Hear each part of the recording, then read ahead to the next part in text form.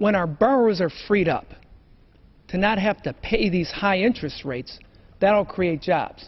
Now, some people say, well, the student loan borrower signed the student loan agreement that had the high interest rate on there, so they should pay that interest rate.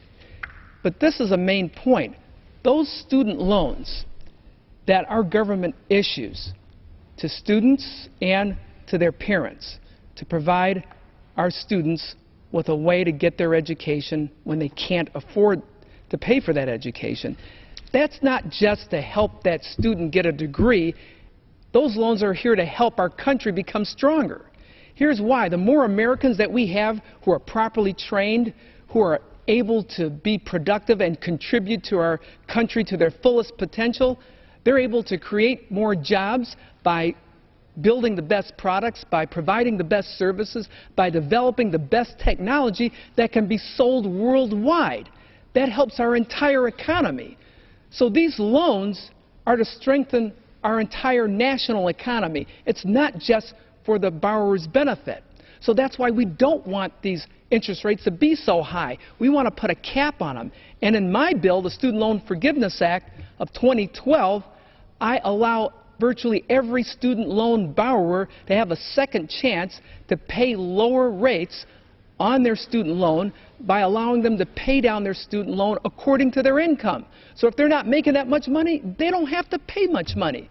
Specifically, my bill would allow borrowers to pay 10% of their discretionary income each year, and once they do that for a 10-year period, the remainder of their federal student loans will be eligible to be forgiven. Because we want to free up the borrower's money so they can now invest it on starting a business, invest it on buying a home, starting a family. All of that will help create jobs. You see, cutting student loans, keeping the student loan debt low as possible, that's an economic stimulus for all of us. It makes our country stronger. It creates jobs. You know, many of us told our kids, and we were also really taught by society, you know, if you work hard, if you study hard, if you go to school, if you even borrow money to get your degree and graduate, you'll live a better life. You'll likely make more money. Well, because of student loan debt, because it's grown so much, because of the prospect also of interest rates going back up, the American dream that was supposedly created by the availability of student loan debt has now become a nightmare to many borrowers. And we've got to cut this debt. This is the real debt, my colleague from California, that we need to cut, because this is the debt that really costs us jobs. We need to cut student loan debt. We can take that initial step right now by keeping student loan interest rates on Stafford loans at 3.4%. That's the first step. Now I'm asking the American people, demand that Congress reform the student loan system. Let's change the system. Let's make it affordable for everyone to be able to get a decent education and to repay that money back. So again, I thank you for giving me this opportunity to share this time with you and the American people. This is so important. You know, many times in this body we talk about we got to cut taxes to stimulate the economy, that we've got to cut debt in order to provide people freedom.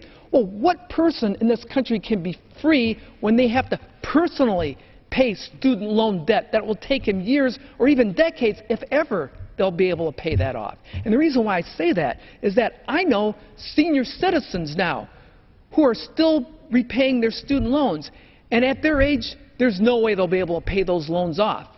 And it doesn't matter if they go bankrupt. Going bankrupt doesn't mean anything. The government will still come after you for all the student loan money because you can't discharge your student loan debt in bankruptcy. It's a cruel, unfair burden that certain student loans are imposed on Americans.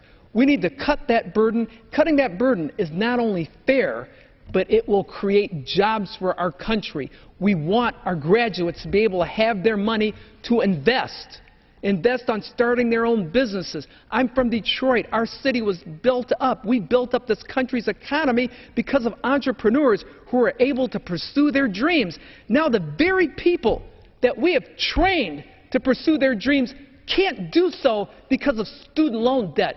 That's outrageous. Congress, keep student loan interest rates at 3.4%. Cap those rates. Do it now. Thank you, and I yield back my time. Thank you, Mr. Clarke. The clock is ticking. Not the Clarke clock, but the clock is ticking. 66 days.